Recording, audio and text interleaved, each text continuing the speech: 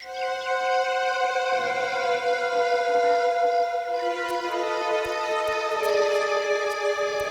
आदमी कर क्या रहा है अंदर? बाहर निकलने का नाम ही नहीं ले रहा। सो गया है क्या अंदर? कमाल के लोग, दूसरे के टाइम की तो कोई वैल्यू ही नहीं।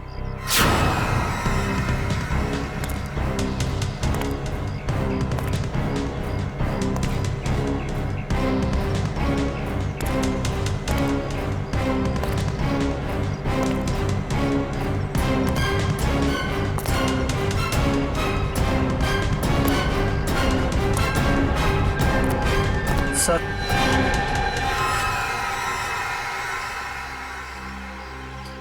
इतना लेट? ये सर्विस है तुम्हारे रिजॉर्ट की? सॉरी सर, आपने कैंची मांगी थी, वो तो नहीं मिली। चाकू लेकर आया, इससे काम हो जाएगा। तो ब्लडी लाउजी पीपल, 10:30 हो गए, मीटिंग्स करनी है, अपॉइंटमेंट्स है, और अंदर ये आदमी बैठ के धरना दे रहा है। सर, आप अंदर नहीं जा सकते सर। हेलो भैया, सुन रहे हैं आप? ओ भाई साहब, जल्दी कीजिए, मुझे लेट हो रहा है। शराफत नाम की भी कोई चीज होती है, घर ही बनाकर बैठ गए हो। इग्नोर करने की भी हद होती है यार। अरे सुनाई दे रहा है कि नहीं आपको कुछ?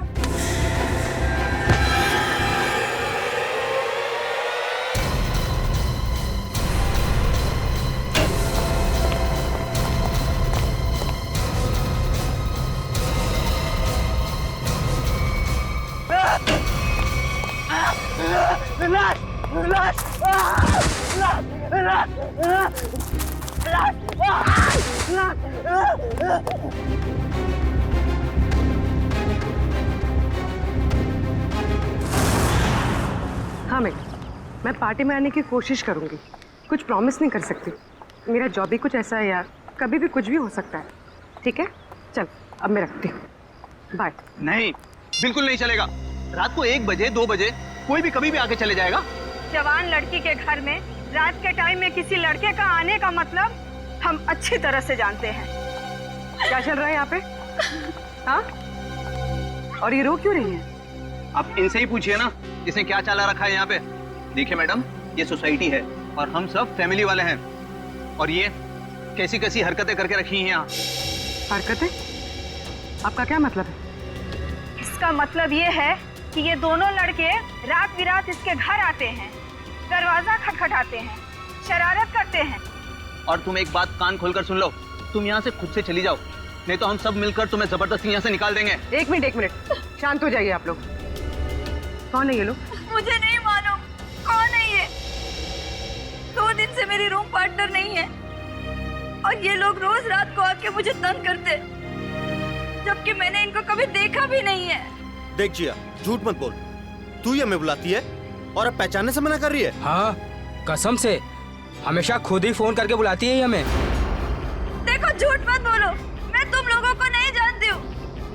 पता नहीं ये लोग मुझे क्यों बदनाम कर रहे हैं। देखो, झूठ और सच का फैसला कहीं और जाकर करना, समझी?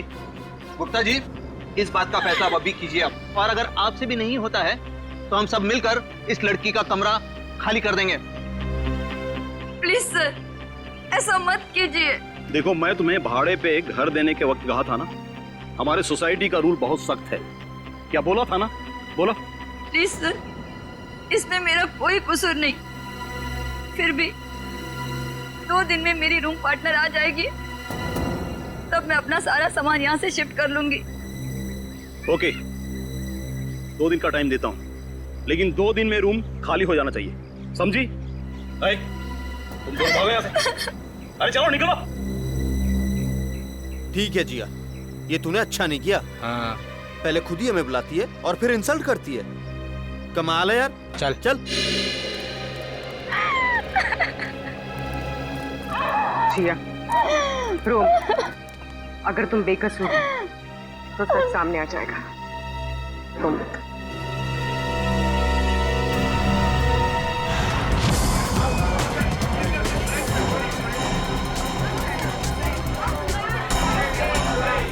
मैडम, मैडम मेरा बिल बनाइए फौरन।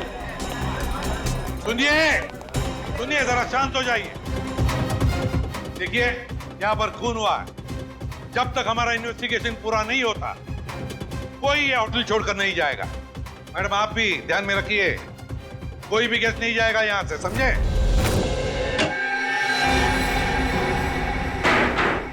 सर बॉडी नहीं है। बॉडी नहीं है? ये कैसे हो सकता है? बॉडी गई कहां? बॉडी कैसे गायब हो गई? ये कैसे हो सकता है? और सर, अगर किसी ने मर्डर किया है और अगर वो बॉडी ले गया तो फिर ये सिर क्यों छोड़ गया? वही तो, अगर सिर यहां छोड़ा और लाश कहीं पर लेकर गया तो कोई ना कोई निशान तो होने चाहिए था। किसी ना किसी ने तो देखा होगा। कोई ना कोई तो जगह हो सकती है। कहां गई लाश? हुआ क्या यहां पर? नहीं नहीं नहीं नहीं, यहां पर जो कुछ भी हुआ है ना सांखे, यहीं पर हुआ है, इसी 4 दीवारों के अंदर, स्टीम बॉक्स में, यहीं पर। सर, इस सिर को देख के ऐसा लगता है किसी ने बहुत ही बेरहमी से कत्ल किया इसका। लेकिन यहाँ पे एक भी खून का निशान, कोई धब्बा, कुछ भी नहीं है। एग्जैक्टली। अगर सिर कटा है तो खून होना चाहिए था इन दीवारों पर, खून होना चाहिए था इस फर्श पर, लेकिन यहाँ पर खून का कोई भी निशान नहीं, कोई धब्बा नहीं। यहाँ देखो, इस बॉक्स में खून का कोई भी निशान नहीं, कोई भी निशान नहीं, ना कोई हथियार का निशान। सांखे, सिर कटा हुआ है, लाश गायब है, लेकिन इस पूरे कमरे के अंदर कुछ भी निशान नहीं, कमरा सुथरा साफ है। इसका मतलब कुछ ना कुछ तो गड़बड़ जरूर है, कुछ ना कुछ तो गड़बड़ जरूर है बॉस।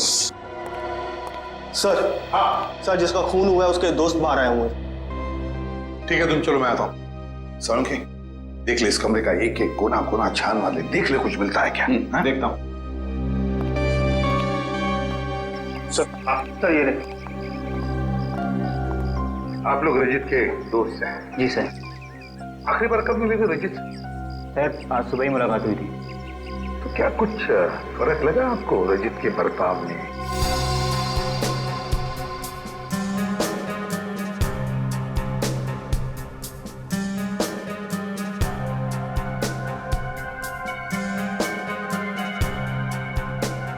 सर, ऐसी तो कोई बात नहीं है। इनफैक्ट हम जिम से साथ में ही आ रहे थे, कॉरिडोर में मेरी उससे बात भी हुई। बहुत फ्रेश और बहुत खुश लग रहा था। अरे रजित, कैसी रही तुम्हारी मसाज? हाँ, हल्का महसूस कर रहा हूँ। सेमिनार के लिए आए पर ऐसा लगा वेकेशन के लिए आए हैं। मुझे लगा तुम वाकई में वेकेशंस के लिए ही आए हो। अरे कहीं सेमिनार में सो मत जाना। नहीं, मैं आधे घंटे के लिए स्टीम बात कर लूँ, फिर टॉक्सिन्स भी क्लीन हो जाएंगे और मैं फ्रेश भी लगूंगा। सर, उसके बाद हम दोनों यहाँ स्टीम रूम में आए और वो स्टीम रूम का अटेंडेंट रिकी, सर रिकी ने ही स्टीम रूम तैयार किया था रजित के लिए। Good morning sir. Good morning Ricky. 10 बजे का अपॉइंटमेंट है मेरा। Yes sir. सर आप साइन कर दीजिए। Thank you sir. आइए सर।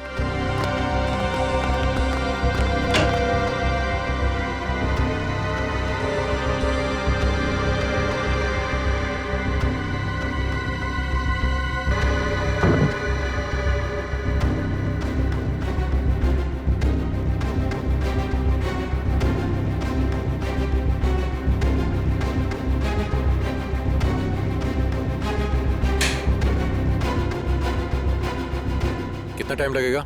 सिर्फ 25 मिनट। चल रजित, एंजॉय कर, ब्रेकफास्ट में मिलते हैं। चल ठीक है, ओके। स्टीम रूम का अटेंडेंट रिकी। रिकी, ये स्टीम रूम का अटेंडेंट रिकी कहाँ है? जरा बुलाओ उसे।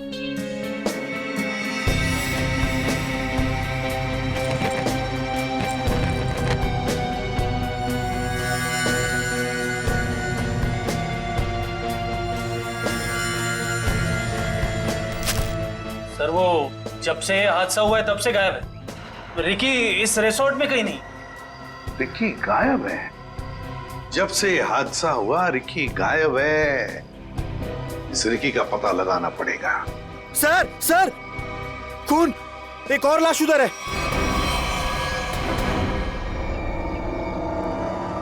ये हो क्या रहा है आपके होटल में? हाँ, एक सिर मिला है जिसकी लाश गायब और अब ये दूसरा खून। सर मैं तो खुद परेशान हूँ, ये क्या हो रहा है मुझे समझ नहीं आ रहा सर। अब बाहर फेरिए।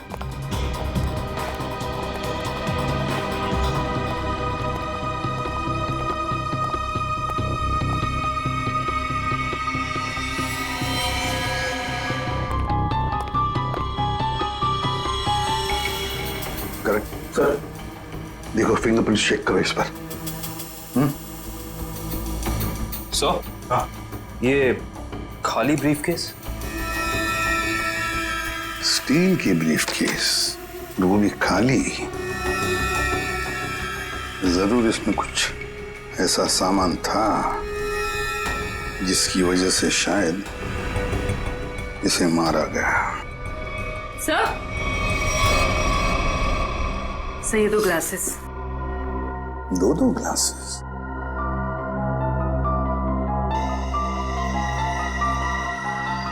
लिपस्टिक वगैरह के तो कोई मार्क नहीं, लेकिन एक बात तो पक्की है कि यहाँ पर इसे मिलने कोई आया तो था जरूर।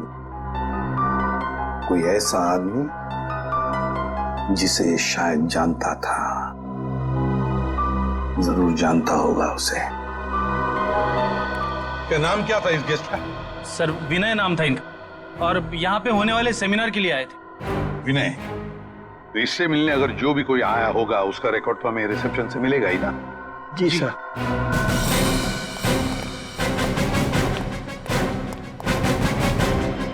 देखो, विनय के बारे में और कुछ जानना चाहते हैं हम लोग। ये विनय कब आया था यहाँ पर? अब सर मिस्टर विनय ने आज सुबह ही चेक इन किया था हमारे रिजॉर्ट में, करीब 8 बजे। 8 बजे? जी। अकेले ही आया था या कोई साथ में भी था उसके? अब नहीं सर, वो अकेले ही थे। उनके रूम में कोई बाहर से विजिटर आया था? नहीं सर, बाहर से तो कोई नहीं आया था, लेकिन उनके सेमिनार से उनके रूम में कोई गया हो तो उसका पता नहीं हमें। अच्छा, विनय के बारे में कुछ खास बात याद आती है तुम्हें? मेरा मतलब है कुछ भी, यू नो।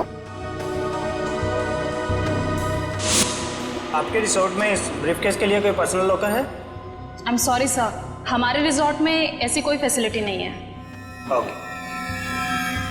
हाँ सर, उनके पास एक छोटा सा स्टील का ब्रीफकेस था जिसे वो कुछ ज्यादा ही संभाल के रख रहे थे, और उसके लिए उन्होंने पर्सनल लॉकर के बारे में भी पूछा, बट सर हमारे रिजॉर्ट में ऐसी फैसिलिटी नहीं है।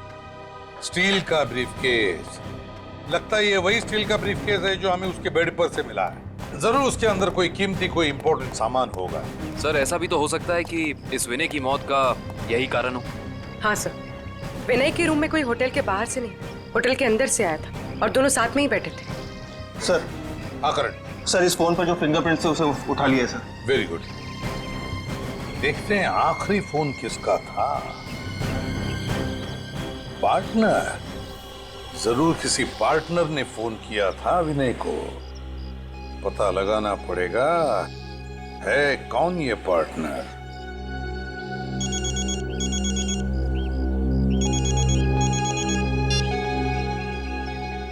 हेलो। हाँ, तुम आज से ही काम शुरू कर दो, ये जरूरी है।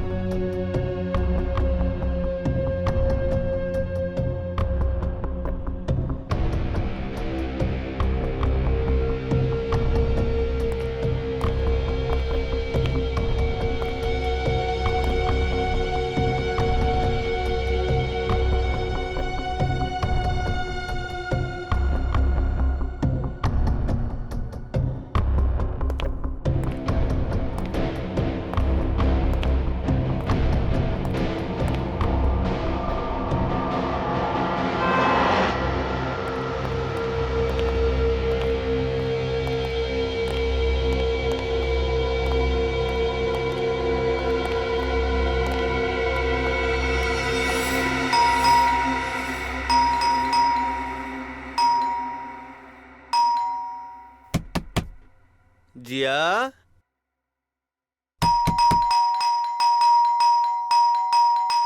दरवाजा खोलो जिया। जिया, जिया, जिया दरवाजा खोलो वरना तोड़ देंगे हम, बता रहे हैं हम बस। ये इन लोगों का रोज का नाटक है। जिया दरवाजा खोलो जिया। जिया प्लीज दरवाजा खोलो प्लीज, नहीं तो हम तोड़ देंगे दरवाजा, बोल दे रहे हैं हम। जिया जिया पुलिस को फोन करते हैं तभी बात समझ में आएगी इनको। जिया दरवाजा खोलो जिया। जिया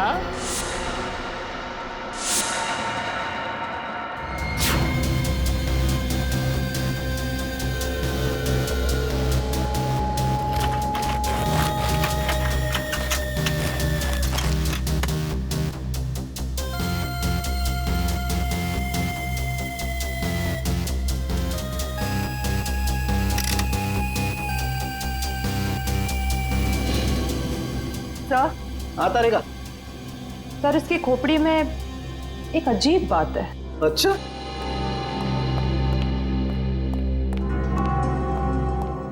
क्या अजीब बात है? सर इसकी गर्दन पे ना तो किसी चीज से काटने का निशान है और ना ही तोड़ने का। लेकिन कोई ना कोई निशान तो जरूर होना चाहिए। हाँ, कोई निशान तो होना ही चाहिए। अगर हथियार का नहीं है तो किसी और चीज का निशान होना चाहिए जिससे मारा गया। और इसकी खोपड़ी का अंदर का हिस्सा बिल्कुल खाली है। ऐसा लगता है जैसे कि सारी चीजें पिघलकर बह गई हो। ऐसा कैसे हो सकता है तारिका? इसके अंदर कोई मोम तो होता नहीं, खून है, मसल्स हैं, टिश्यूज हैं। हाँ, लेकिन ये खोपड़ी बिल्कुल खाली है। अच्छा तारिका, इसकी खोपड़ी में से जो फ्लूइड निकला था, तुम उस फ्लूइड को चेक करो, उसमें जरूर कुछ ना कुछ मिलेगा। सर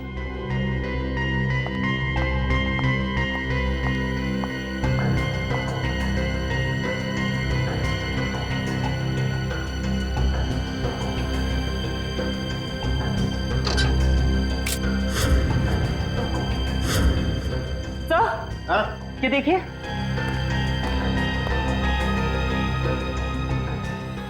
अरे एसिड, इसकी खोपड़ी के अंदर एसिड। सर इसका मतलब है एसिड या किसी केमिकल से इसके सर के अंदर के हिस्से और इसके शरीर को पिघला दिया गया और फिर स्टीम बॉक्स के ड्रेन पाइप से बाहर निकाला गया। हाँ, और वो भी 30 मिनट के अंदर। सर ये कैसे हो सकता है? हमने तो पढ़ा था कि कॉन्सेंट्रेटेड एसिड में किसी भी बॉडी को पिघलने के लिए कम से कम 20 घंटे लगते हैं। You're right, श्रेया, 20 घंटे ही लगने चाहिए, लेकिन इस केस में ऐसा नहीं हुआ। एक और बात,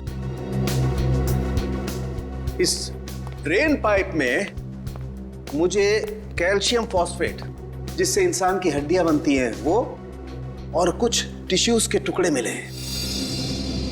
मुझे लगता है जिस एसिड से इस आदमी के शरीर को पिघलाया गया है, यह एसिड किसी की इन्वेंशन है, कोई नई खोज। हाँ सर, उस बॉटल के निचले हिस्से से जो निशान बना था जिस केमिकल से, वो भी एसिडिक है और हमारे किसी केमिकल से मैच नहीं करता। लेकिन सर, अगर इस एसिड ने रजीत की बॉडी को पिघला दिया तो फिर वो स्टीम बॉक्स क्यों नहीं पिघला? वो इसलिए क्योंकि ये एसिड किसी मेटेलिक चीज को नहीं पिघलाता है और इसीलिए इस एसिड को कांच की बोतल में रखा गया था। सर फिर तो उसे बहुत दर्द हुआ होगा। नहीं वंश, मुझे नहीं लगता है इसे दर्द महसूस हुआ होगा। क्यों सर? क्योंकि श्रेया पहले इसे बेहोश कर दिया गया था। मतलब पहले इसे बेहोश किया गया, फिर मारा गया, उसके बाद स्टीम बॉक्स की ड्रेन पाइप से बहा दिया गया। बहुत ही डरावना और भयानक तरीका है किसी की जान लेने का।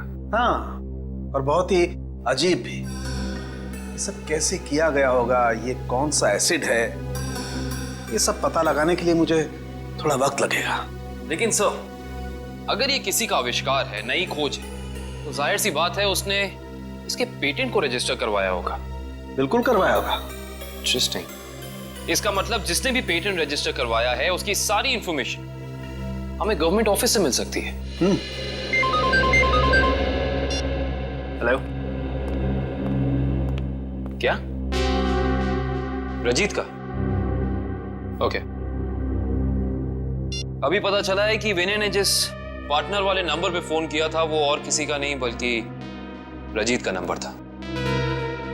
इसका मतलब विनय और रजित एक दूसरे को जानते थे और रिजॉर्ट में विनय के कमरे में हमें जो 2 ग्लासेस मिले थे उनमें से एक ग्लास शायद रजित का था। अब तो विनय के घर वालों से ही पता करना पड़ेगा। लगता है रिकी घर पर नहीं है, तोड़ दो दरवाजा।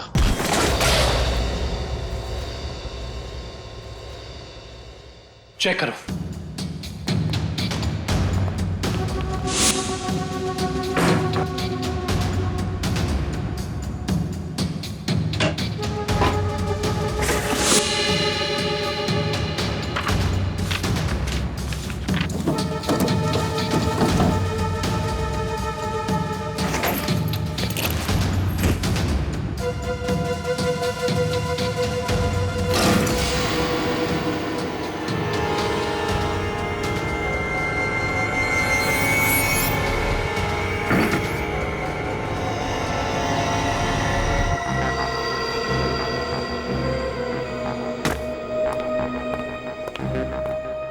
ये बॉटल देखो, इसका नीचे का हिस्सा बिल्कुल वैसे ही है जैसा निशान हमें रिजॉर्ट के स्टीम रूम में मिला। ओह, तो इस केमिकल से रिकी ने रजित की बॉडी पिघलाकर उसका खून कर दिया है। हाँ, लेकिन एक स्टीम रूम का अटेंडेंट किसी को इतनी चालाकी से नहीं मार सकता। ये उसके दिमाग का काम हो ही नहीं सकता।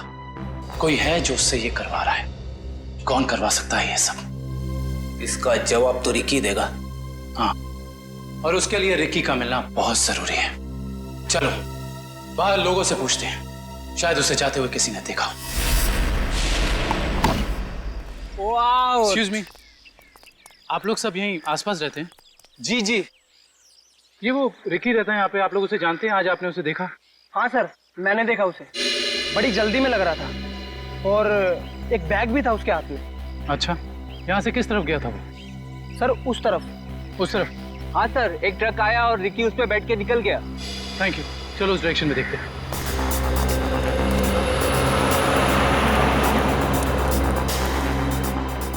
ये देखो, यहाँ पे रेत गिरी है, शायद ट्रक से गिरी होगी। इसका मतलब जिस ट्रक में रिकी गया वो ट्रक बिल्डिंग मटेरियल लेकर जा रहा था। यहाँ आसपास कुछ कंस्ट्रक्शन चल रहा है, ढूंढना पड़ेगा।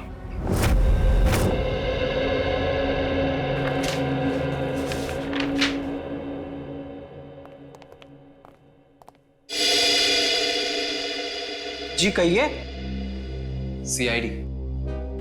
सीआईडी? जी, पिछले हफ्ते में जितने भी एसिडिक केमिकल्स को पेटेंट कराया गया है उन्हें रजिस्टर करवाने वालों के नाम और पते हमें चाहिए। केमिकल का कोई नाम भी तो होगा। आप वो फाइल हमें दे दीजिए, हम खुद ढूंढ लेंगे। ठीक है।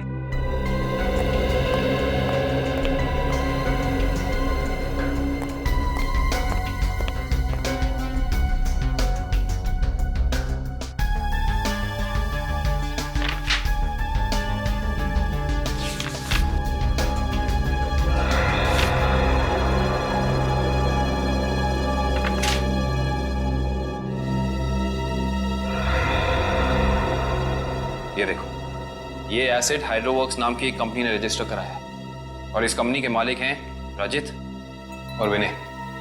इसलिए विनय के सेल फोन पे रजित का नंबर पार्टनर के नाम से सेव था। रजित अपने खोज से मरा और उसका पार्टनर विनय एक बंद कमरे में मरा हुआ मिला। इंटरेस्टिंग। ये केस तो और भी ज्यादा उलझता जा रहा है।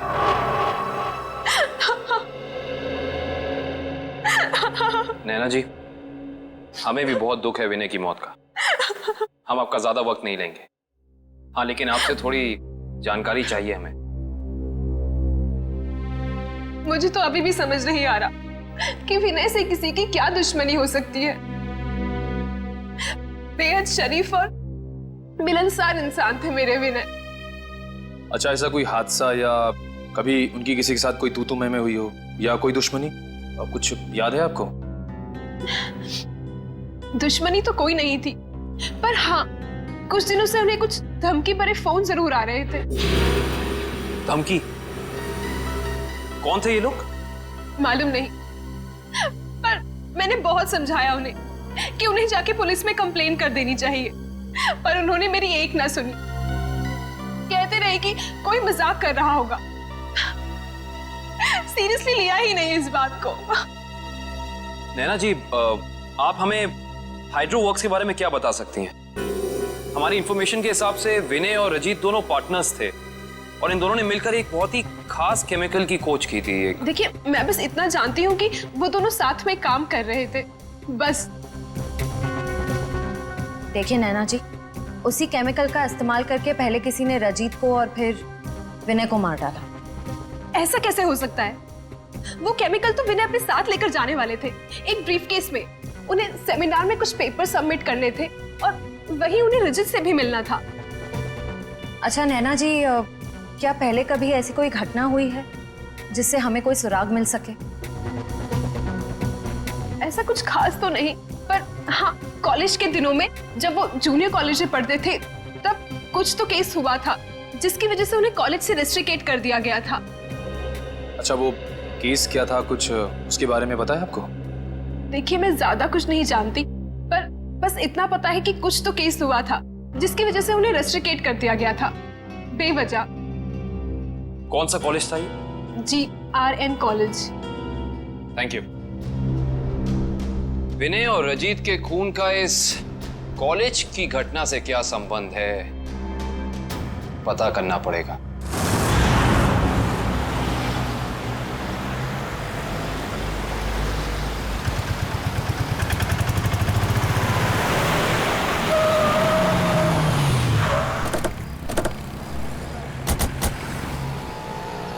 ये देखिए, रेत यहाँ पे पड़ी हुई है और ये देखो टायर के मार्क्स। इसका मतलब ट्रक यहाँ पे आके रुक गया था, लेकिन ये कंस्ट्रक्शन का काम भी तो बंद है। यही वजह है कि अब हमें ये पूरी जगह चेक करनी होगी। आओ अंदर चलकर देखते हैं।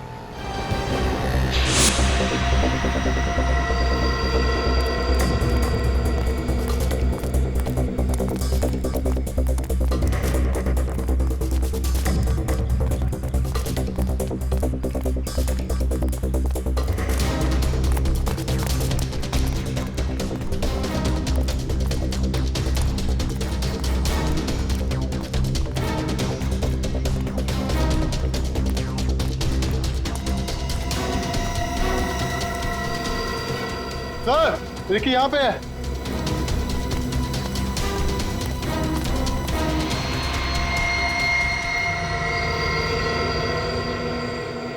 रिकी, रिकी, ये तो ठंडा पड़ गया।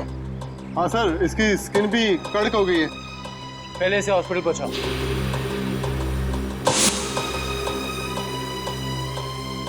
इशिता, एम्बुलेंस बुलाओ।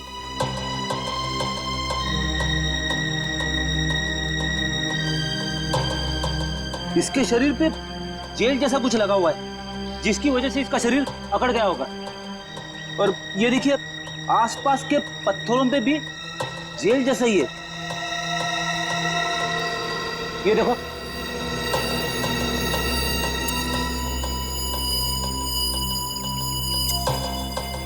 ये जेल क्या है इसके बारे में तो पता करना होगा। इन टुकड़ों को लैब ले चलो। जिस तरीके का केमिकल हमें क्राइम स्पॉट पे मिला है, उसी तरह का केमिकल मैंने बनाया है और ये केमिकल मैं इस बॉक्स में डालता हूं। अरे का बॉडी टेम्परेचर मिला?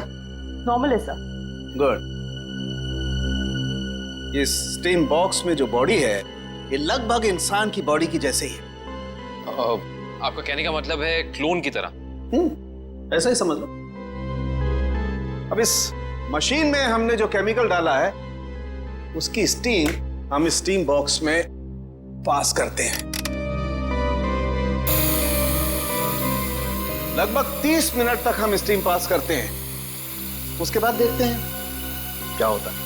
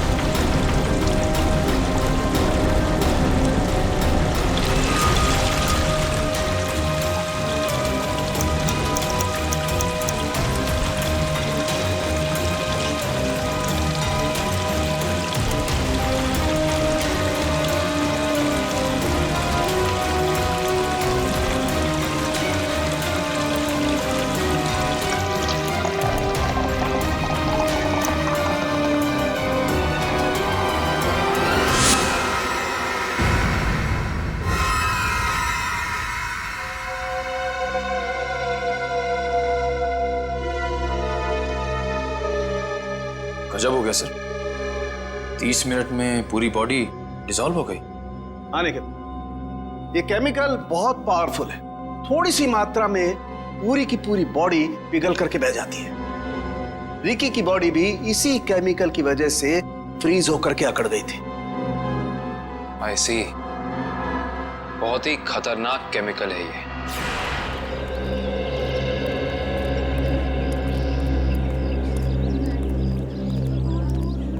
एक्सक्यूज मी, हम लोग सीआईडी से 2005 के केस के सिलसिले में आपसे थोड़ी पूछताछ करनी थी। 2005? ये तो बहुत पुराना केस है, लगभग 9 साल पुराना। आप रमेश जी से पूछिए, वो यहाँ के सीनियर हैं। Thank you. रमेश जी, हम लोग सीआईडी से 2005 में एक घटना हुई थी जिसमें रजित और विनय का नाम आया था। रजित और विनय? सर क्या है कि हर साल इतने लड़के लड़कियां आते हैं तो नहीं, उस केस में इन दोनों लड़कों को रेस्ट्रिकेट किया गया था। रेस्ट्रिकेट? अरे हाँ, याद आया, उस साल कॉलेज के एक स्टूडेंट की मौत हो गई थी और इन दोनों लड़कों का नाम भी उस केस से जुड़ गया था। काफी बवाल हुआ था। ये स्टूडेंट कौन था और उसकी मौत कैसे हुई? मैडम, बहुत अजीब तरीके से हुई थी। ये किस्सा लेबोरेटरी में हुआ था।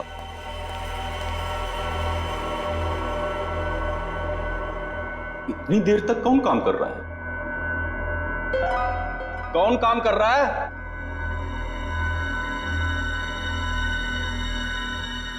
अरे भाई, खोगे का काम में जवाब तो दो, कब तक काम करोगे? अरे चुप क्यों हो?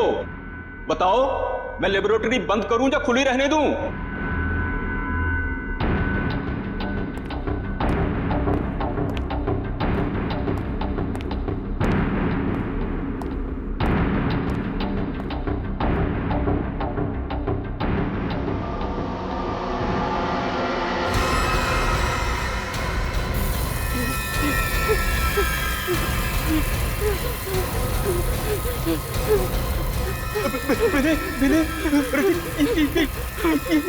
ये देखो संपत को क्या हो रहा है?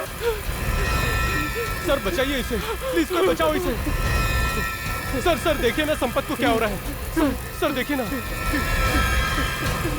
क्या कुछ करो भाई। सर क्या हो रहा है, देखिए ना। सर बहुत भयानक था वो, ऐसा मैंने पहले कभी नहीं देखा था। एक आदमी खड़ा था और खड़े खड़े पिघल गया। संपत नाम था उसका, पुलिस केस भी हुआ था और विनय और रजित को रेस्ट्रिकेट किया गया था। इस केस से जुड़ी सारी फाइलें चाहिए। हेलो, कहाँ? कौन से रेस्टोरेंट? ठीक है, मैं पहुंचती हूँ, नजर रखना।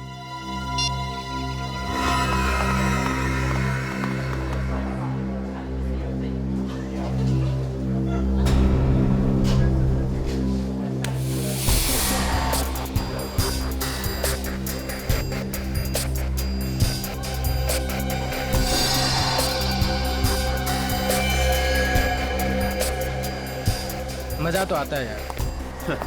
अरे काहे का मजा यार? पता है, रात को जैसे ही जाते हैं ना उसके घर के सामने, तभी चौकीदारों को पटाना पड़ता है।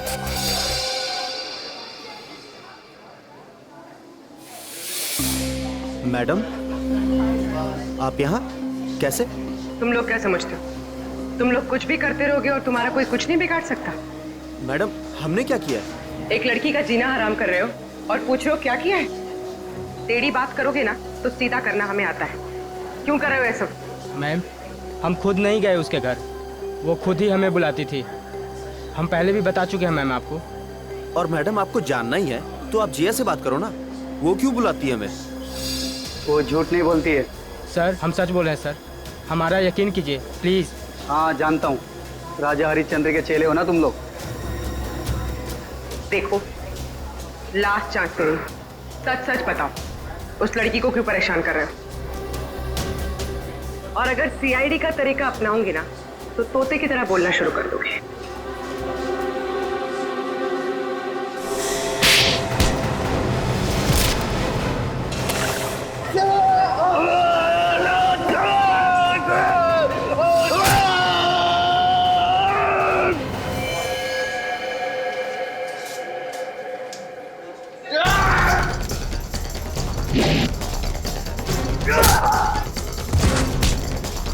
लड़कियों को छेड़ता है।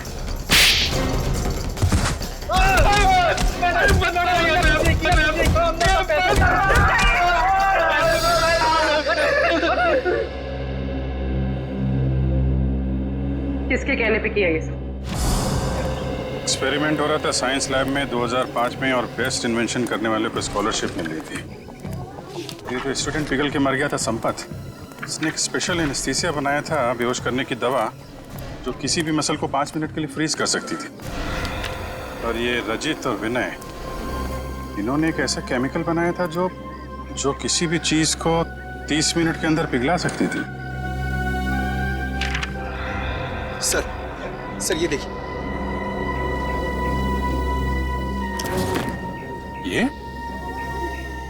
ये भी उस वक्त कॉलेज में था,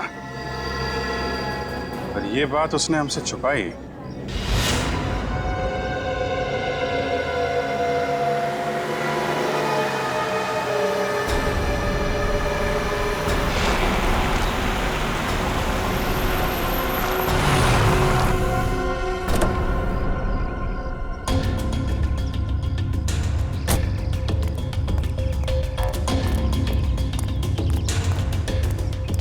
पैसे लिए? हाँ, ये देखो।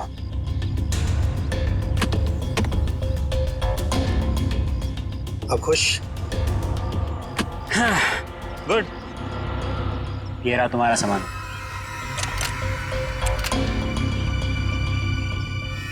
तो ये है दुनिया का सबसे बड़ा आविष्कार जो अब मेरा होगा। बिल्कुल तुम्हारा है। Thank you. वेलकम।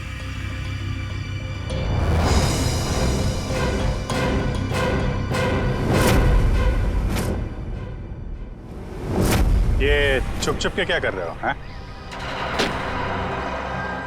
क्या कर रहे हो छुप छुप के? आगे मत बढ़ना, वरना ये बोतल इसी के साथ मैं फोड़ दूंगा। मत बढ़ना आगे, कह रहा हूँ आगे मत बढ़ना, नहीं तो ये मारा जाएगा। तुम यहाँ से जा नहीं सकते हो, छोड़ो उसे। आगे नहीं बढ़ना।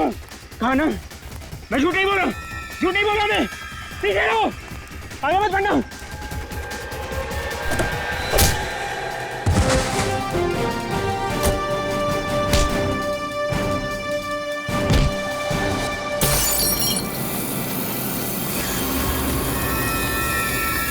क्रिश्चियन, हॉस्पिटल लेकर आओ जल्दी।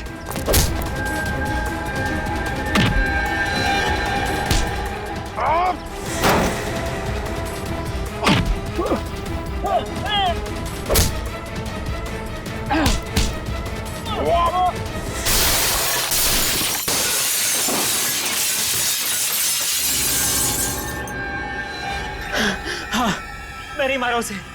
मैंने और रजित के केमिकल का इस्तेमाल करके मैंने संपत को लैब में मार डाला। रेतेन, तुम यहाँ क्या कर रहे हो? और संपत के बनाए हुए केमिकल पर अपना नाम डालकर मैंने उसे भेज दिया। क्यों किया तुमने ऐसा? मुझे पैसों की जरूरत थी। मेरे खर्चे पूरे नहीं पड़ रहे थे। और जब मुझे पता चला कि संपत ने एक ऐसे केमिकल का आविष्कार किया जिससे बॉडी फ्रीज हो जाती, उसकी इंटरनेशनल मार्केट बहुत ज्यादा थी। उससे वो केमिकल हासिल करने के लिए मैंने उसे भी मारा। रजित और विनय को उन्हीं के खोजे हुए केमिकल से मार दिया और केमिकल बेच के पैसा कमाना चाहते थे, क्यों? हाँ। और इसमें वो स्टीम रूम का अटेंडेंट रिकी, उसने तुम्हारी मदद की थी। हाँ, लेकिन मैंने उसे पैसे दिए थे। इस बॉटल का सारा केमिकल टीम बॉक्स में डाल देना। जैसे ही काम खत्म हो जाए इस बॉटल को गायब कर देना। चलो। हाँ, समझ गया। चलो निकलो। मैंने पहले विनय को मारा।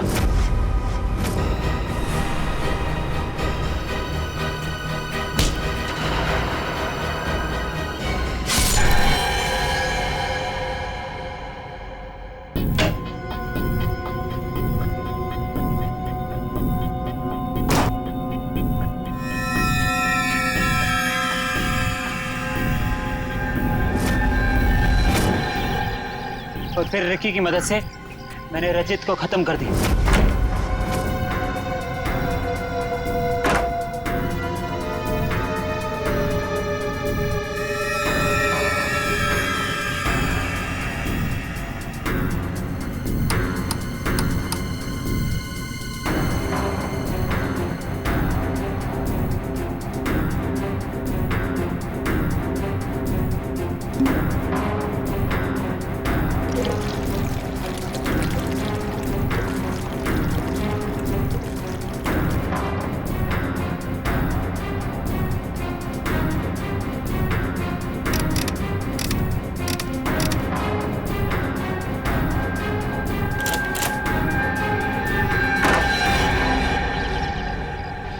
रिकी तो तुम्हारा साथी है ना, फिर उसे मारने की कोशिश क्यों की तुमने?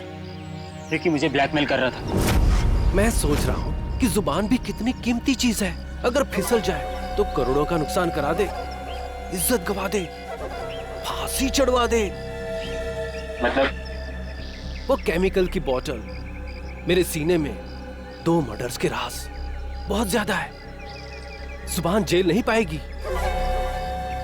वजन तो करना ही पड़ेगा। लो पैसे पकड़ो और अपना मुंह बंद रखो, समझे? उसी केमिकल से मुझे डरा रहा था। क्या करता? जरूरत थी और मजबूरी। Shut up! समाज की भलाई के लिए की गई खोज का गलत इस्तेमाल किया है तुमने। 3 खून किए हैं। तुम जैसे लोगों के लिए कानून ने भी एक खोज की है, फांसी। आप लोगों को जरा सा भी एहसास नहीं हुआ कि आप लोग सब मिलकर एक अकेली लड़की के साथ इतनी नाइंसाफी कर रहे थे? कोई इस तरह से परेशान करता है किसी को? बोलिए। सॉरी मैडम, ये रमेश जी को अपना फ्लैट बेचना था और उन्हें अच्छा बायर भी मिल गया था, इसीलिए सब। और मैडम, जिया घर खाली करना भी नहीं चाह रही थी और उसके लीज एग्रीमेंट को खत्म होने में अभी टाइम था। मैडम, ये रमेश जी ने एक दिन आकर हमें अपनी तकलीफ बताई और हमसे हेल्प मांगी। तो आप लोग ने मिलकर ये ड्रामा किया, एक लड़की के कैरेक्टर पर कीचड़ उछाला। आप लोग ऐसा कर कैसे सकते?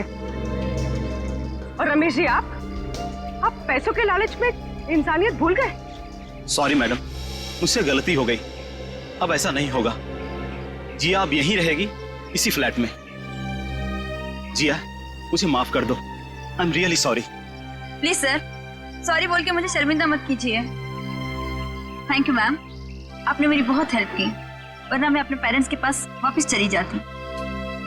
देखो जी, कभी घबराना मत, अपने हक और अपने सम्मान के लिए हमेशा लड़ना, समझे? Best of luck. Thank you ma'am.